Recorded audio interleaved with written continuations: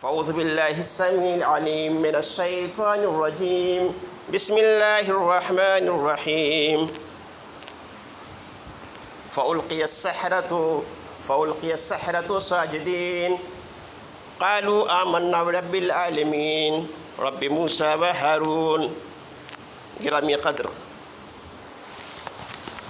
معزز حاضرین جمعہ، اسلامی بھائیوں، نوجوان ساتھیوں، محرم الحرام کا مہینہ ہمارے اوپر سایہ فگن ہے اور آج محرم کی 10 تاریخ ہے، جسے یوم عاشوراء کہا جاتا ہے۔ گزشتہ خطبہ جمعہ میں یوم عاشوراء کے روزے کی فضیلت کے عنوان سے آپ نے تفصیلی بات سماعت فرمائی، اور آج کے خطبہ جمعہ میں تاریخ قدیم میں یوم عاشوراء کی اہمیت کے عنوان سے چند گزارشات لے کر آپ جیسے منور اور روشن چہرے والے بھائیوں کے سامنے حاضر ہوا ہوں۔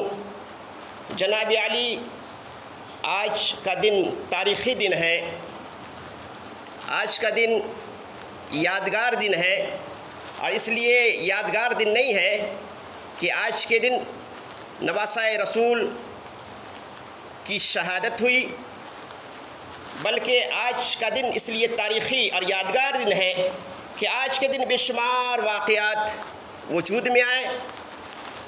مسند احمد کی روایت میں ہے کہ آج ہی کے دن نوح علیہ السلام کی کشتی جودی پہاڑ پر جا کر لگی تھی، تو نوح علیہ السلام نے شکرانے کے طور پر آج کا یعنی یوم عاشوراء کا روزہ رکھا تھا۔ تو نوح علیہ السلام جو سب سے پہلے رسول ہیں، انہوں نے بھی روزہ رکھا عاشوراء کا، اور ان کے بعد دور جاہلیت میں بھی لوگوں نے روزہ رکھا۔ نبی صلی اللہ علیہ وسلم نبوت سے پہلے بھی اور نبوت کے بعد بھی عاشوراء کا روزہ رکھنے کا اہتمام کیا، لہذا وہ بھائی بہن خوش نصیب ہیں جنہوں نے اس سنہرے موقع سے فائدہ اٹھا کر عاشوراء کا روزہ رکھا ہے اور سال گزشتہ کی مغفرت کا پروانہ اللہ سبحانہ و تعالیٰ سے حاصل کیا ہے۔ تو مسند احمد کی روایت میں ہے کہ آج ہی کے دن نوح علیہ السلام کی کشتی جودی پہاڑ پہ جا کے لگی تھی، تو انہوں نے شکرانے کے طور پر روزہ رکھا تھا، لیکن اس میں عبدالصمد بن حبیب ایک راوی ہے جو ضعیف ہے، اس لیے اس حدیث کو علماء نے ضعیف قرار دیا۔ دوسرا واقعہ کہ آج ہی کے دن آدم علیہ السلام نے جب شیطان کے دام فریب میں آ کر اس درخت کے پھل کو کھا لیا جس سے کہ کھانے سے اللہ نے منع کیا تھا، شیطان نے کہا، آدم جانتے ہو اللہ نے تمہیں کیوں اس درخت کے پھل کو کھانے سے منع کیا ہے؟ جب تم اس درخت کے پھل کو کھاؤ گے تو دائمی زندگی حاصل ہو جائے گی، یا تم فرشتہ بن جاؤ گے، اور تمہارا رب اللہ نہیں چاہتا نعوذ باللہ کہ تم ہمیشہ جنت میں رہو، زندہ رہو، اسی لیے اللہ نے تم کو اس درخت کے پھل کھانے سے منع کیا ہے۔ لہذا اس کی تاثیر یہ ہے کہ جو اس درخت کے پھل کو کھاتا ہے دائمی زندگی حاصل ہو جاتی ہے، وہ کبھی مرتا نہیں۔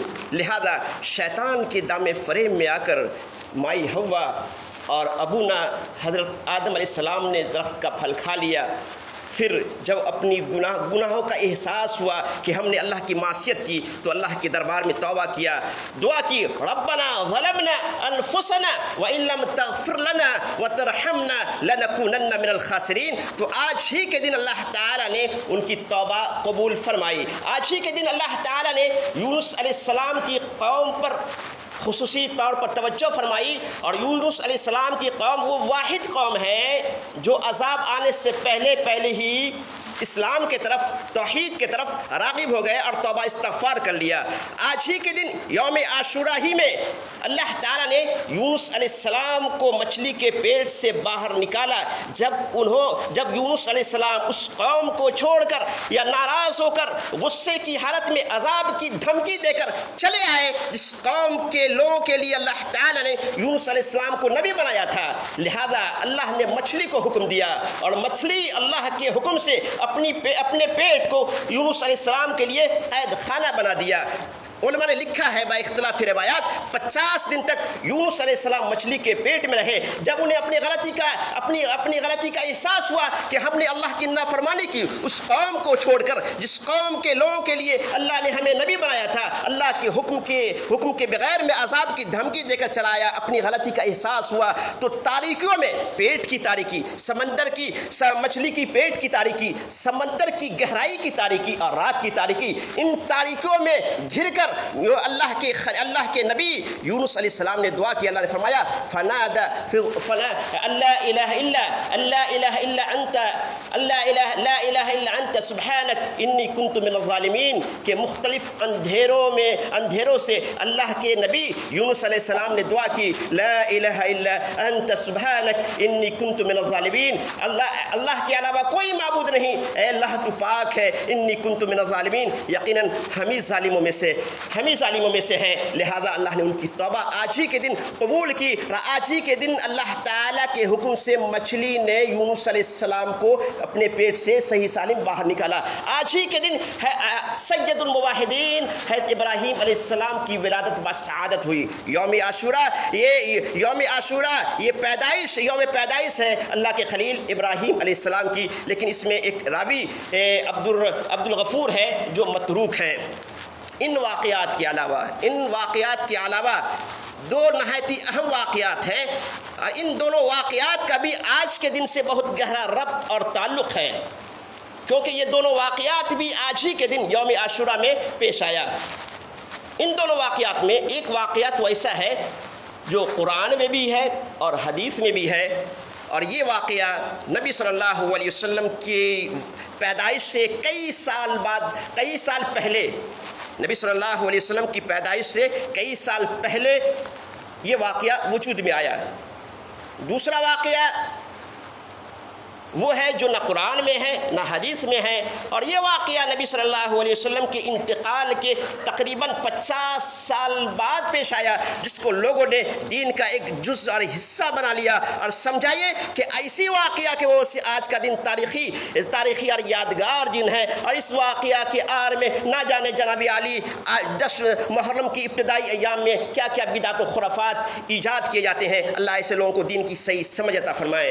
تو پہلا واقعہ جو قرآن میں بھی ہے حدیث میں بھی ہے، وہ ایسا واقعہ ہے کہ اس کو سننے کے بعد ایمان کو تازگی ملتی ہے، ایمان مضبوط ہوتا ہے، اور اللہ والوں کو اللہ پر کانفیڈنس، یقین، اعتماد، اور اللہ کے دشمنوں، اللہ کے باغیوں سے بے خوف رہنے کا حوصلہ ملتا ہے۔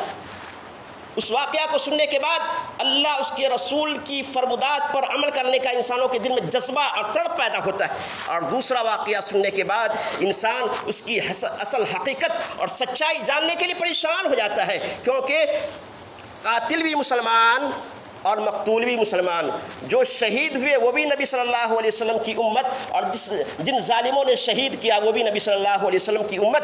اس لیے دوسرا واقعہ سننے کے بعد انسان اس کی اصل حقیقت اور سچائی جاننے کے لیے پریشان ہو جاتا ہے، اور شیطان انسان کے ذہن و دماغ میں صحابہ کرام کے تعلق سے غلط باتیں ڈالتا ہے، اور بعض بھولے بھالے مسلمان، بعض بھائی اس واقعہ کو سننے کے بعد صحابہ کرام کے تعلق سے گستاخانہ جملے بھی استعمال کرنے لگتے ہیں۔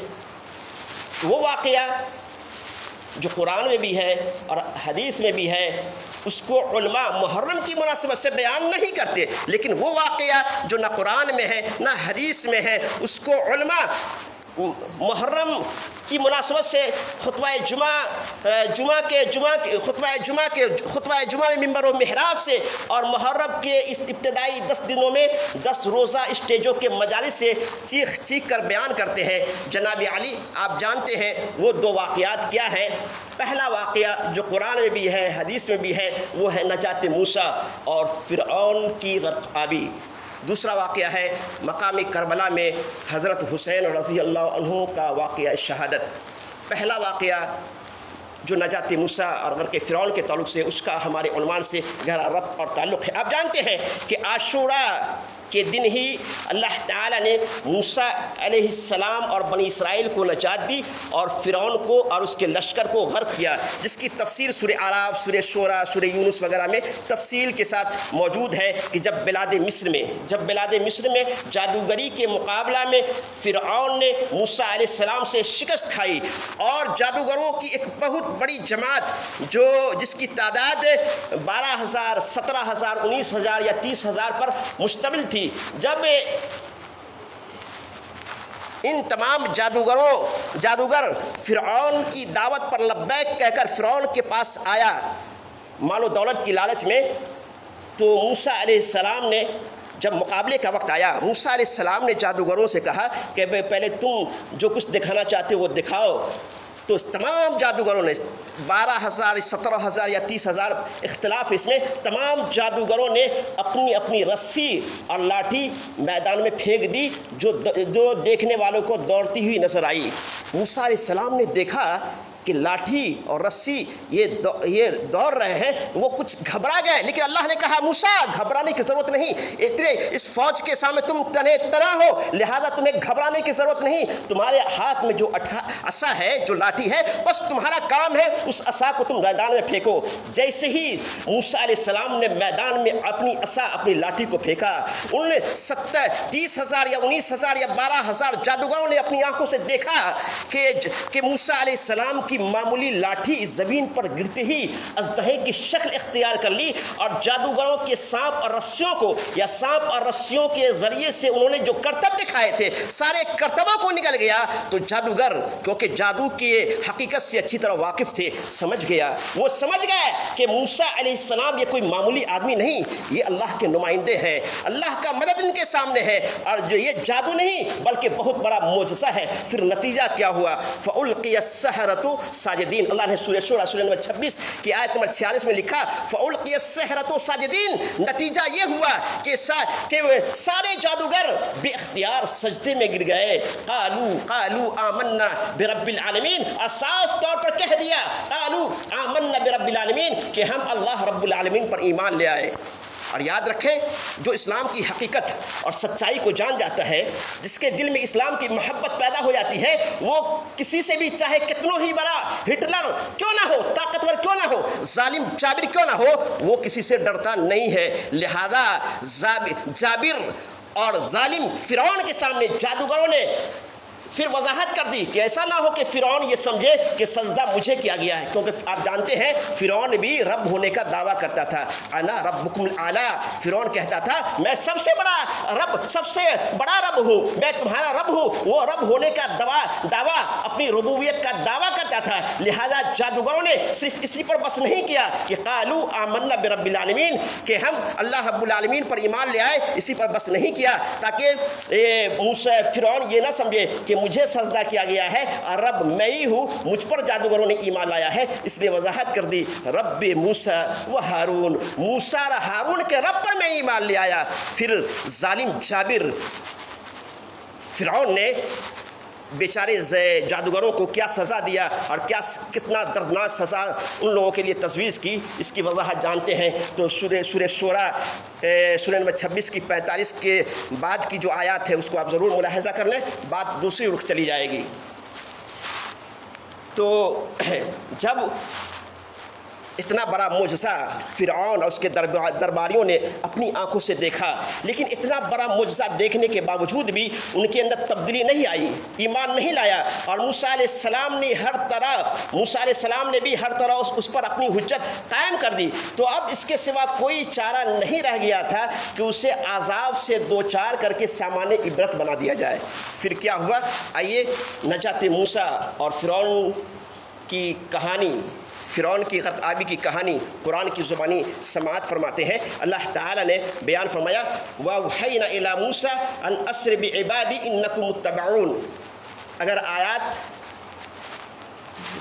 کے ساتھ ساتھ وضاحت بیان کی جائے تو بات لمبی ہو جائے گی، کیونکہ وقت بالکل قریب ہو چکا ہے. اس لیے اس کے تعلق سے جو آیات اللہ نے بیان کیے ہیں، ذکر کیے ہیں سورہ شورى میں، ان آیات کا خلاصہ اور ہلکی تفسیر آپ کی خدمت میں پیش کر رہا ہوں. سماعت فرمائیں. تو اللہ سبحانہ و تعالیٰ نے موسیٰ علیہ فَأَوْحَيْنَا إِلَىٰ موسیٰ، اللہ تعالیٰ نے موسیٰ علیہ السلام پر وحی کی، موسیٰ علیہ السلام کو حکم دیا کہ اے موسیٰ اب فرعون کی بربادی کا وقت آ گیا ہے. دیکھو فرعون کو کس طرح ہم اپنی گرفت میں لیتے ہیں، اس کی موت کس طرح یادگار، اس کی موت وہ کس طرح تڑپ تڑپ کے اس کی موت ہوتی ہے. لہذا تم بنی اسرائیل کو لے کر راتوں رات مصر سے ملک شام کی طرف نکل جاؤ. اللہ کا حکم ملتے ہی موسیٰ علیہ السلام نے اسرائیل کو لے کر کے نکل گئے.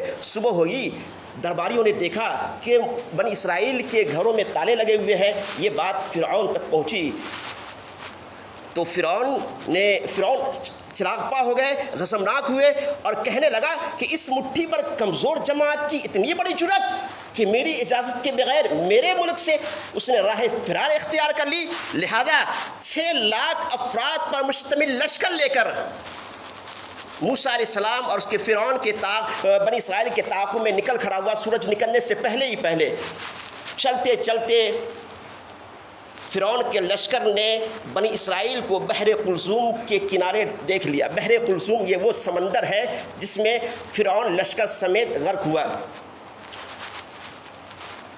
بنی اسرائیل سمندر بحر قلزم کے کنارے کھڑے تھے اور پیچھے سے فرعون کا لشکر تیز رفتار گھوڑوں پر سوار ہو کر چلا آ رہا تھا. جب بنی اسرائیل میں سے کسی شخص کی نگاہ پڑی کہ فرعون لشکر کے ساتھ تیز رفتار گھوڑوں پر سوار ہو کر چلا آ رہا ہے تو وہ سخت گھبرا گئے. اس صورتحال کو دیکھ کر سخت گھبرا گئے اور آگے سمندر اور پیچھے دشمن کا لشکر اس صورتحال کو دیکھ کر گھبرا گئے اور خوف و دہشت کے عالم میں ان کی زبان سے یہ بات نکل گئی کہ اے موسیٰ اب تو ہم مارے گئے، دونوں طرف موت ہی موت ہے. آگے جاتے ہیں تو سمندر اور پیچھے دشمن کا لشکر ہمارے طرف آ رہا ہے، دونوں طرف موت ہی موت ہے. اللہ کے نبی موسیٰ علیہ السلام نے تسلی دی اور کہا، کیونکہ اللہ نے موسیٰ علیہ السلام سے فرمایا تھا کہ دیکھو فرعون تمہارے پیچھے آئے گا، اس کی لشکر کو دیکھ کر گھبرانا مت. لہذا موسیٰ علیہ السلام نے تسلی دی اور کہا اب تم فرعون کے گرفت میں نہیں آؤ گے، اللہ تعالیٰ ضرور نجات کی کوئی صورت پیدا فرما دے گا. لہذا اللہ تعالیٰ نے موسیٰ علیہ السلام کو حکم دیا، اے موسیٰ دیکھتے کیا ہو، تمہارے ہاتھ میں جو عصا ہے، جو لاٹھی ہے، اس لاٹھی کو سمندر پر مارو. اللہ اکبر. جیسے ہی سمندر پر موسیٰ علیہ السلام نے لاٹھی ماری، دائیں طرف کا پانی دائیں طرف اور بائیں طرف کا پانی بائیں طرف بالکل کھڑا ہو گیا اور راستہ بھی بالکل خوش ہو گیا. زمین دلدلی زمین نہیں تھی.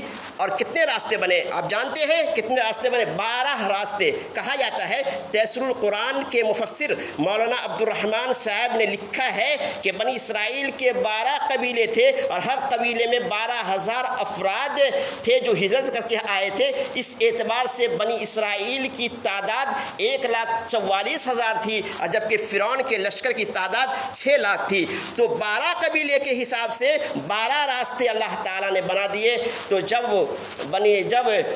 اللہ تعالیٰ نے بنی اسرائیل کے لیے سمندر میں راستہ بنا دیا تو بنی اسرائیل خیر و عافیت کے ساتھ اس راستے سے سمندری راستے سے خیر و عافیت کے ساتھ جب سمندر کے کنارے پہ پہنچ گئے اور فرعون اپنے لشکر کے ساتھ جب انہی راستوں سے گزرنے لگا اور فرعون کا سارا لشکر سمندر کی زد میں آ گیا تو اللہ تعالیٰ نے سمندر کو حکم دیا، اے سمندر تو حسب دستور رواں ہو جا. لہذا فرعون لشکر سمیت بحر قلزم میں غرق آب ہو گیا. تو یہ تاریخی واقعہ آج ہی کے دن یوم عاشورہ میں 10 محرم کے دن پیش آیا. اسی لیے یہودی 10 محرم کا احترام کیا کرتے تھے. 10 محرم کو یعنی یوم عاشورہ کو وہ عید کا دن تصور کیا کرتے تھے. تو تاریخ قدیم میں یوم عاشورہ کی یہ اہمیت ہے کہ آج ہی کے دن اللہ تعالیٰ نے موسیٰ علیہ السلام اور بنی اسرائیل کو نجات دی اور ظالم جابر فرعون اور اس کے لشکر کو غرق کیا.